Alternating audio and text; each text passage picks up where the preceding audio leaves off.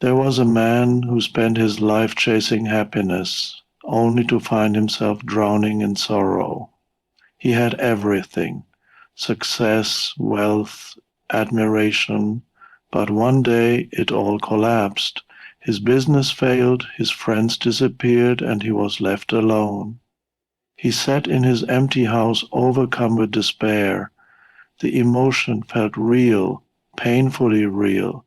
But was it?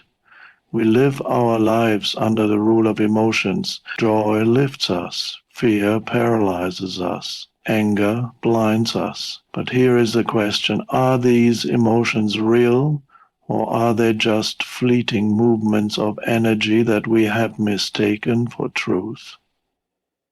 Imagine standing at the edge of a cliff. Your heart races, your hands tremble, your body reacts as if you are in danger. But you are safe. There is no real threat.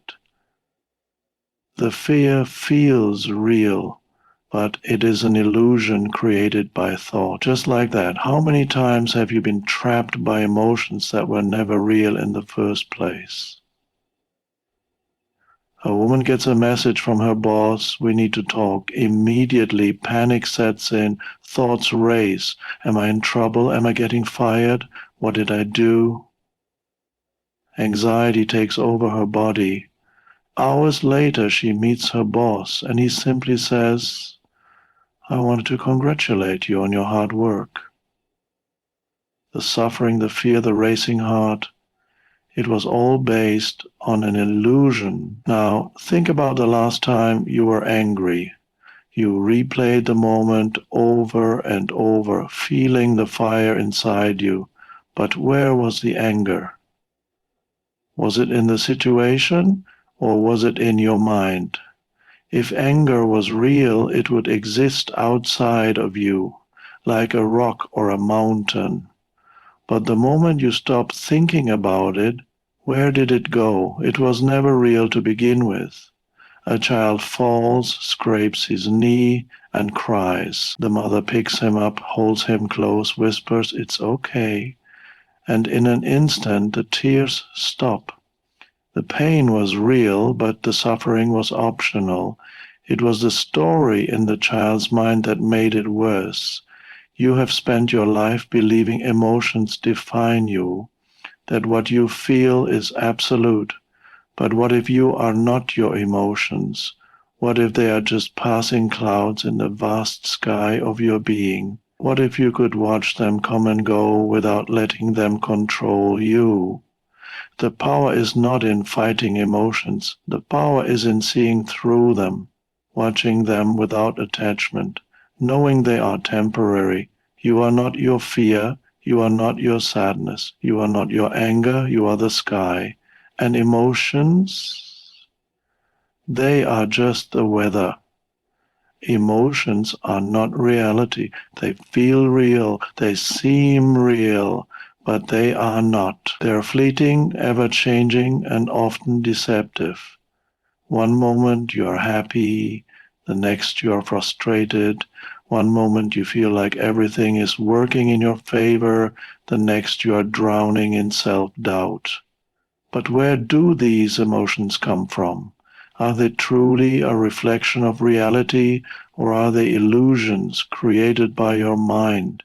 Imagine you receive a text from someone you care about, but instead of the usual warmth, the response is short and cold. Immediately, a wave of emotions rushes in. Did I do something wrong? Are they upset with me?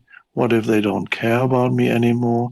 Your mind starts creating scenarios, feeding your anxiety, making your heart race. But hours later, you find out they were just busy, preoccupied with something unrelated to you. The emotion felt real. The fear, the sadness, the rejection, it all consumed you. But was any of it real? No. It was a construct of your mind, an illusion built on assumptions.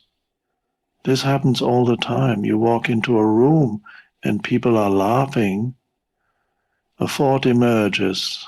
Are they laughing at me? A tightness forms in your chest, embarrassment rises, and suddenly your mood shifts. But those people weren't even thinking about you. The laughter had nothing to do with you. Yet your body reacted as if it did. The emotion became real because you believed it, not because it was the truth. The mind is constantly filtering reality through past experiences, fears, and expectations. If you have been betrayed before, trust becomes difficult, and suspicion clouds your perception. If you have failed before, even the smallest setback feels like a sign of inevitable defeat.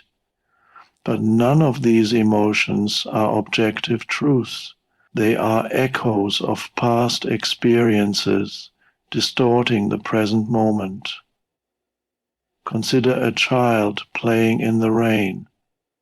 There is no fear, no hesitation, only joy. But an adult, conditioned by years of experiences, might see the rain and immediately feel annoyed, thinking of wet clothes and cancelled plans. The rain remains the same. It is neither good nor bad. It is only the mind that labels it, and emotions follow. Even physical sensations can deceive you. You wake up in the middle of the night, your heart pounding, anxiety rushes in, something must be wrong. But it was just a dream, a subconscious thought triggering a physical reaction. Yet in that moment, the fear is overwhelming. It feels real. But was it? If emotions were reality, they would be consistent. Happiness wouldn't fade. Fear wouldn't vanish when the truth is revealed. Anger wouldn't dissolve once a misunderstanding is cleared. But they do.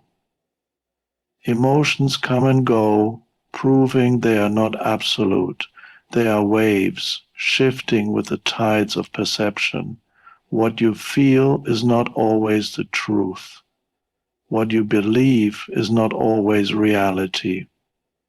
The moment you understand this, emotions lose their power over you. Your mind is a storyteller, crafting narratives that shape how you feel every moment. It interprets reality through the lens of past experiences, fears, and expectations. It takes neutral events and assigns them meaning, turning them into stories that spark joy, sorrow, anger, or fear. The problem is that these stories are often inaccurate, yet they dictate your emotions as if they were absolute truth. Imagine walking past a friend and they don't acknowledge you. Instantly your mind reacts. Are they upset with me? Did I do something wrong? A story forms. Maybe you replay a past conversation, searching for something you said that might have offended them. The more you think, the more real the emotion becomes. But then later, you find out they were simply lost in thought, distracted, unaware of their surroundings. The coldness you felt, the rejection you imagined, it was never real.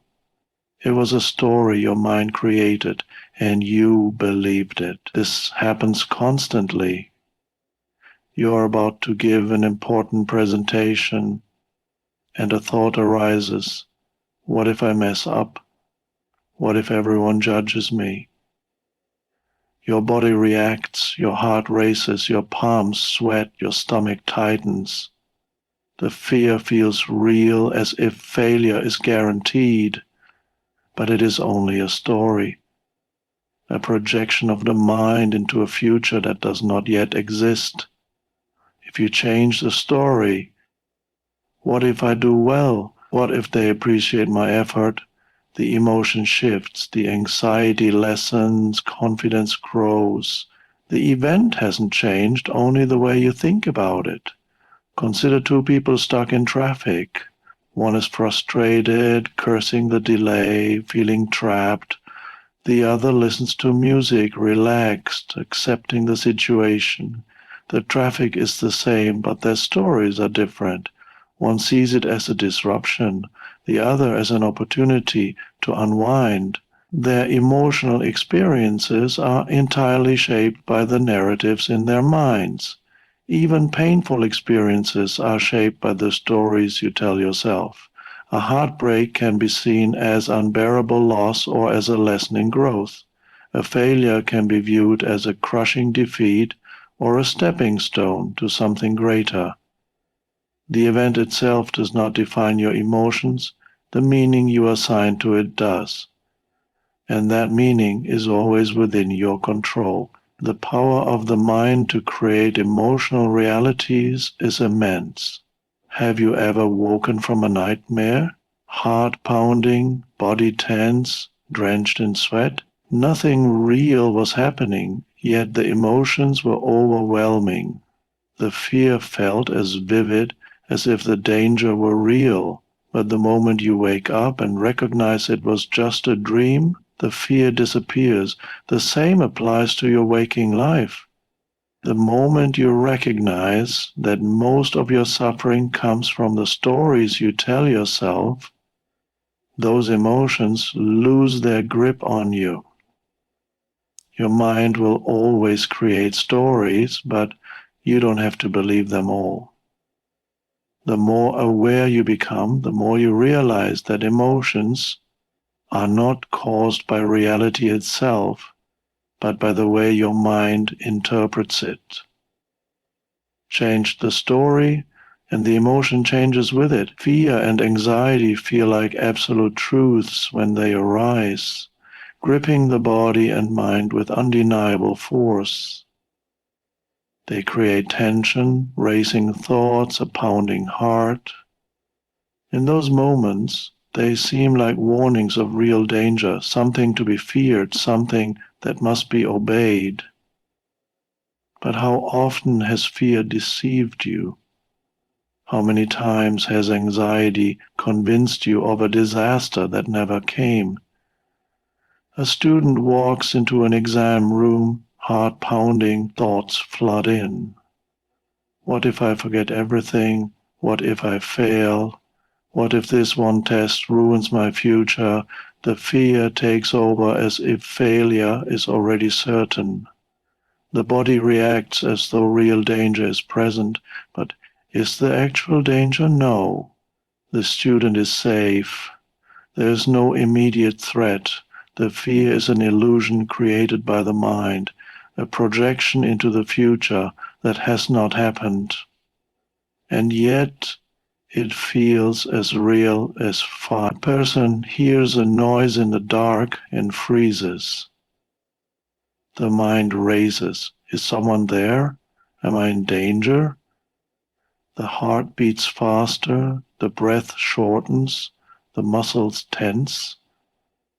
But then the light is turned on, revealing nothing but a harmless shadow. The fear vanishes. The threat never existed. But in that moment of darkness, the mind created a reality that felt real. Fear does not arise from reality. It arises from what we think reality might be. Anxiety is the same. It lives in the future, feeding on uncertainty. It takes a neutral situation and fills it with worst-case scenarios. A person sends a message and doesn't receive an immediate reply. Anxiety whispers, "Did I say something wrong? Are they ignoring me? Have I ruined everything?" The mind begins constructing stories of rejection and loss. Hours later, the person replies, cheerful and unaware of the imagined distress. The anxiety was never based on reality, only on the mind's ability to create false outcomes. If fear were always real, it would never disappear, but it does. The moment clarity arrives, fear dissolves. The moment an exam is completed, the anxiety fades. The moment a person realizes the shadow in the dark is just a coat on a chair, fear disappears. This is proof that fear is often an illusion. It is not a reflection of reality, but a reflection of the mind's conditioning. Some people live in constant anxiety, afraid of the unknown, fearing failure before they even try.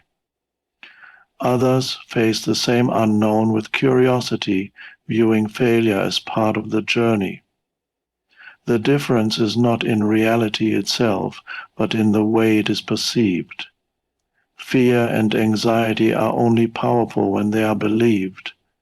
The moment you question them, they weaken.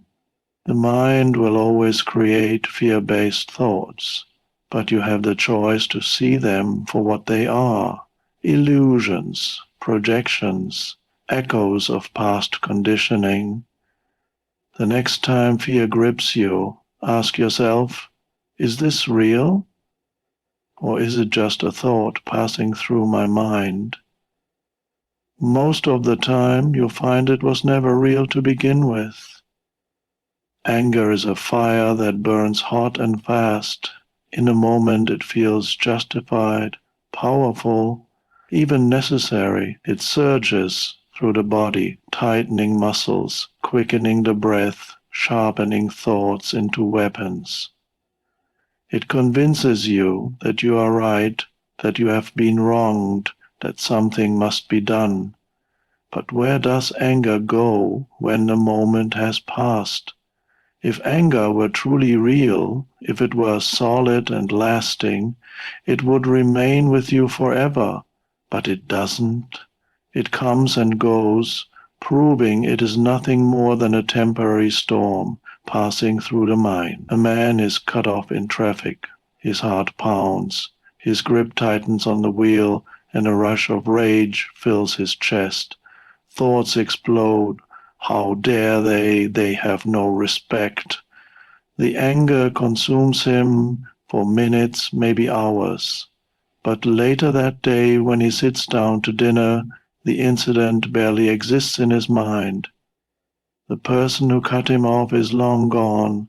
The emotion that felt so real, so overwhelming, has disappeared. If it were permanent, if it were truly part of him, how could it vanish so easily? A woman argues with a friend, harsh words are exchanged, and anger flares.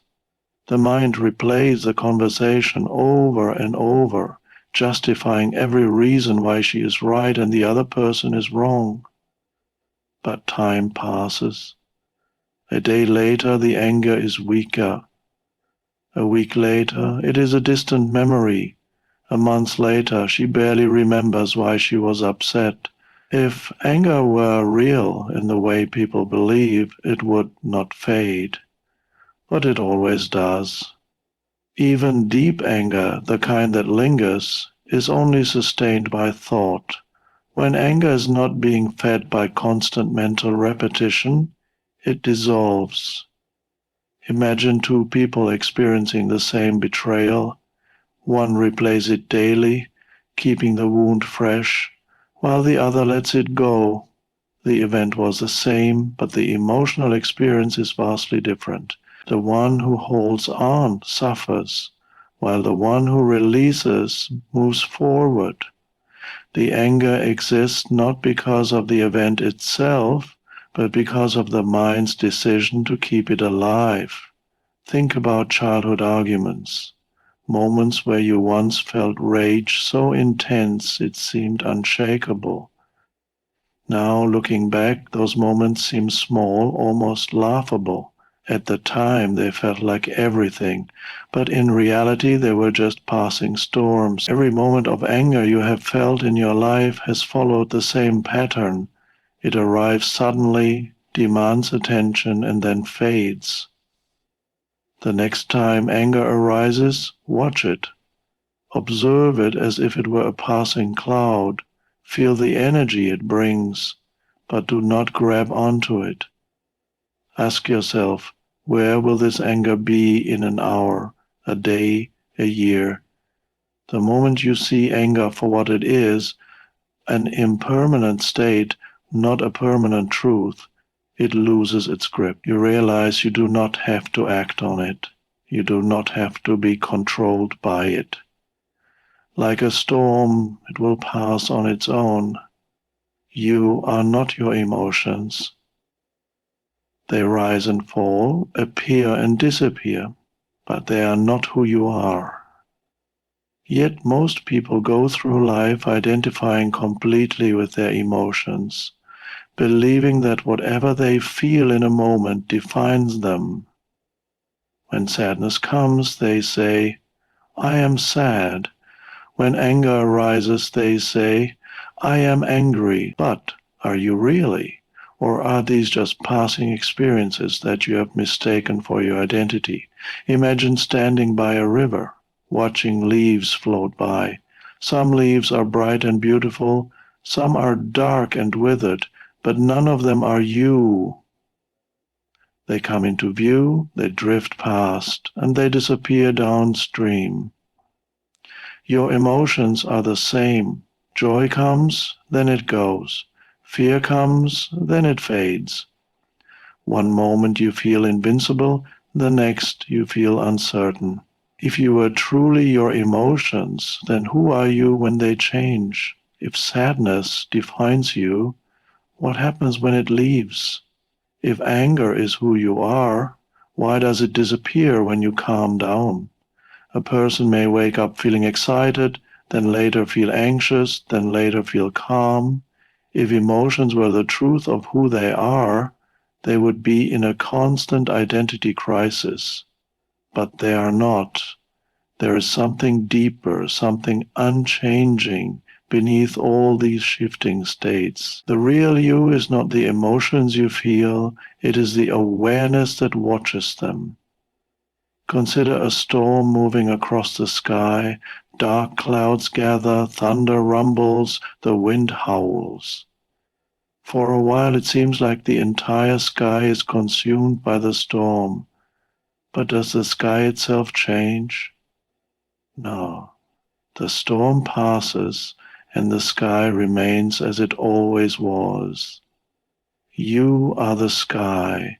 Your emotions are the storm. They come and go, but they do not change the truth of who you are. Think about moments when you have been overwhelmed by emotion. Maybe you were heartbroken, believing you would never feel happy again, but you did. Maybe you were enraged, convinced you would never forgive someone, but you did. Maybe you were anxious about a future event, feeling certain it would go terribly, but it didn't.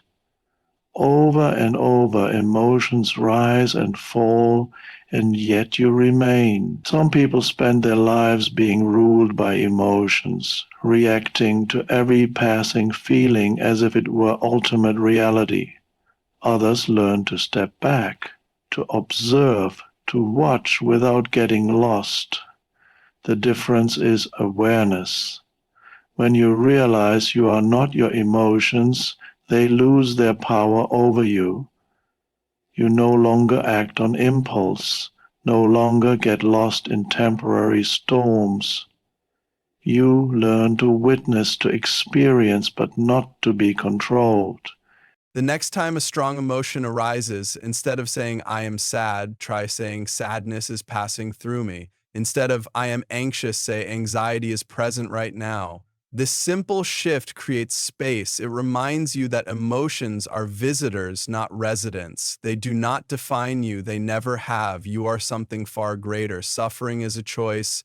Pain is inevitable, but suffering is something the mind creates. The moment something unwanted happens, a rejection, a failure, a loss, pain arises. That is natural, but what happens next determines whether you suffer for a moment or for a lifetime. Most people do not just feel pain, they hold on to it, replay it, resist it, fight against it. They create stories around it, and in doing so, they turn a fleeting experience into something that consumes them. A person loses their job. The reality is simple. One job has ended and another opportunity must be found, but the mind does not stop there. It begins spinning a story. I am a failure. I will never recover. This always happens to me. Suddenly, the pain of losing a job is not just about the event itself, it becomes a deep sense of suffering, an identity, a belief about one's worth. The event was real, but the suffering was created by resistance, by the refusal to accept what has already happened. A relationship ends, the heart aches. That pain is real, but suffering begins when the mind clings to the past, refuses to let go, replays memories over and over. The mind argues with reality, wishing things were different, refusing to accept what is. The more one resists, the more suffering grows. The moment of loss was painful, but it lasted only a moment. The suffering lasts as long as the mind keeps feeding it. A person sits in traffic, growing angry and impatient. The reality is simple: cars are not moving. But the mind begins to resist. This shouldn't be happening. This is ruining my day. The suffering is not caused by the traffic, it is caused by the refusal to accept the situation. Another person in the same traffic listens to music, breathes deeply, accepts what is. No suffering, only presence. People believe suffering is forced upon them, but it is nearly always a choice. When life does not go as planned, there are two paths: resistance or acceptance. Resistance creates suffering, acceptance ends it. This does not mean becoming passive or giving up. It means fully acknowledging reality as it is, without the added weight of emotional resistance. It means recognizing that clinging to pain does not change what happened, it only deepens the suffering. Even physical pain follows this principle. Two people experience the same injury. One focuses entirely on the pain, resisting it, fearing it, tensing against it. The other breathes, allows it, does not fight it. The experience is different. The first person suffers deeply, the second feels pain, but without unnecessary suffering. Suffering is not in the event itself, it is in the mind's relationship to the event. The moment you stop resisting what is, suffering begins to dissolve. Pain may visit, but it does not stay. The mind no longer feeds it, and what once felt unbearable becomes something that simply is. A passing experience, not a life sentence. Happiness is not something to chase. It is not found in the future, not waiting in some distant place after success, after wealth, after achievement. It is always here, in this moment. But most people overlook it. They believe happiness is something they must earn, something they must struggle for. They tie it to external conditions. I will be happy when I have the perfect job, when I find the right partner, when I prove myself, when I achieve my goals. But what happens when they reach these things? The happiness they imagined is temporary, fading as quickly as it arrived, replaced by the next desire, the next goal, the next thing to chase. A person gets the promotion they worked so hard for. At first, they feel joy, excitement, but soon new worries appear. What if I fail? What if I am not good enough? What's next? The happiness they expected to last is gone. Another person finally buys their dream car. For a few days, it feels incredible. Then the excitement fades and the mind starts looking for the next thing to want. This pattern repeats endlessly, keeping people trapped in the illusion that happiness is always somewhere else. A child playing in the park does not think about the future. They do not need a reason to be happy. They are simply present, fully engaged in the moment, finding joy in something as simple as running, laughing, or feeling the wind. But as people grow older, they learn to attach happiness to conditions. They believe they need something outside themselves to be complete. This belief keeps them in a constant state of dissatisfaction, always looking ahead, never realizing they already have everything they need to be happy.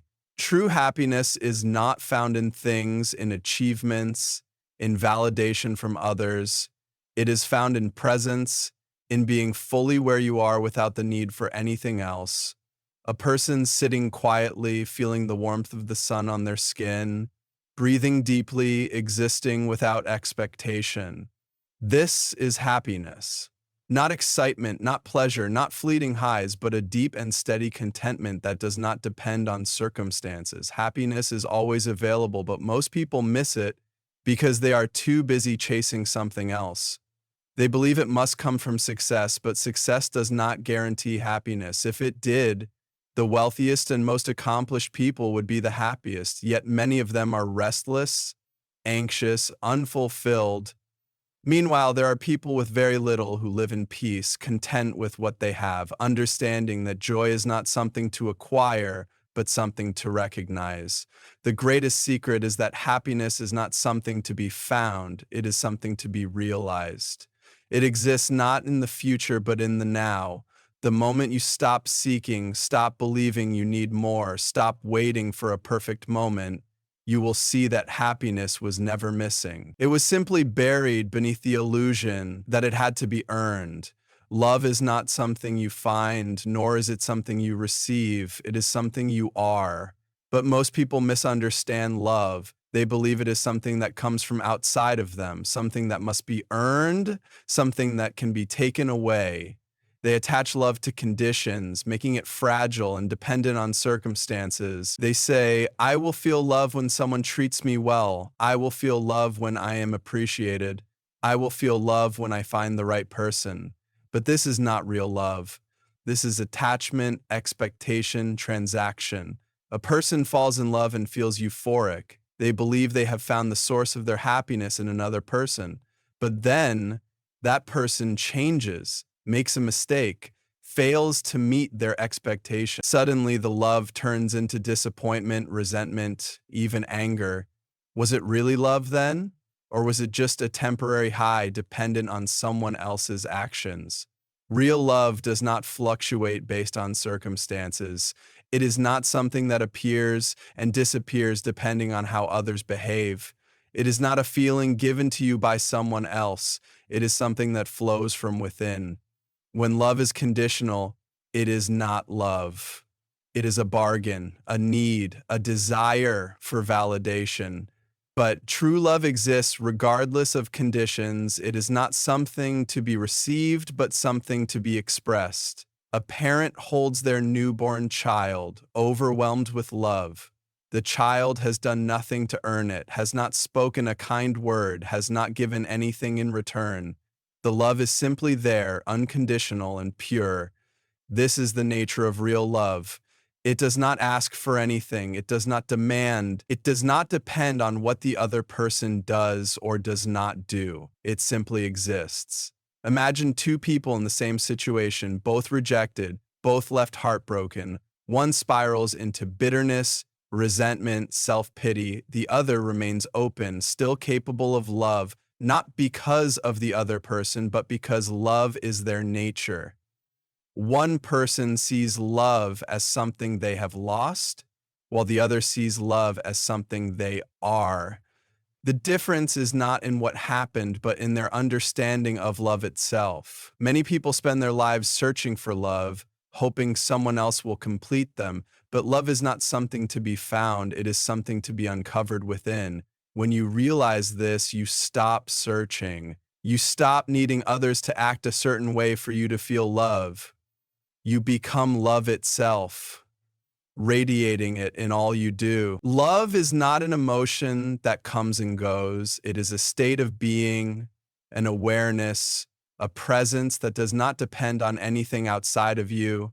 The more you recognize this, the more you realize that love has never been missing. It was always within you, waiting to be seen, waiting to be given, not as a trade, not as a request, but as the purest expression of who you truly are.